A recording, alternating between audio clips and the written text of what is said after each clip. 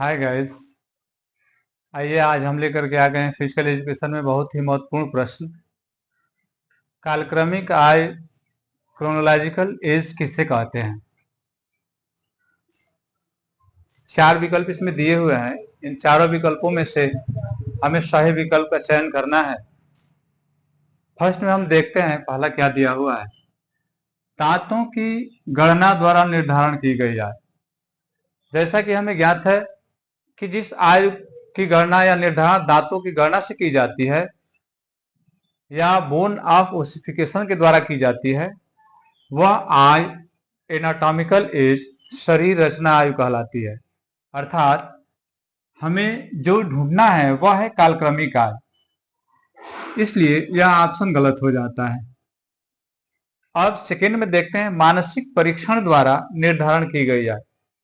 B option दिया हुआ है, मानसिक परीक्षण द्वारा निर्धारित की गई आय। देखिए बच्चों, मानसिक परीक्षण के द्वारा जो आयु निर्धारित की जाती है उस आयु को हम मेंटल एज कहते हैं।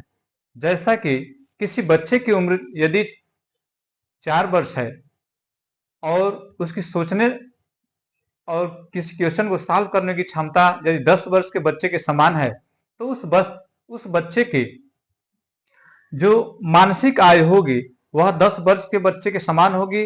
तो इस तरह के जो मानसिक परीक्षणों द्वारा जिस आयु का निर्धारण किया जाता है उसे हम मानसिक आयु या मेंटल एज कहते हैं।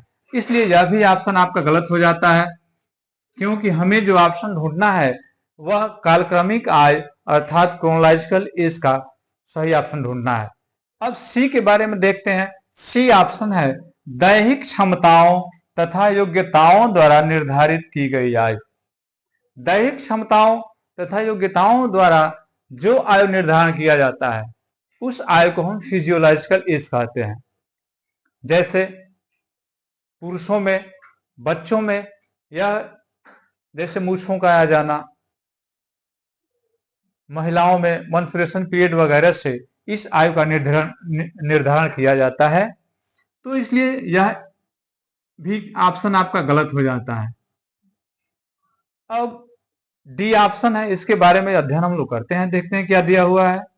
यह कह रहा है कि जन्म से लेकर मृत्यु तक वर्ष, महीना तथा दिन में गणना की गई आयु को हम क्रोनोलॉजिकल एज या कालक्रमिक आयु कहते हैं।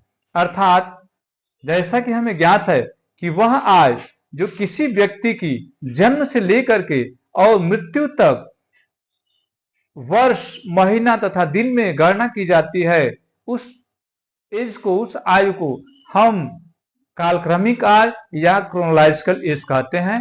इसलिए हमारा ऑप्शन डी सही हो जाता है। धन्यवाद।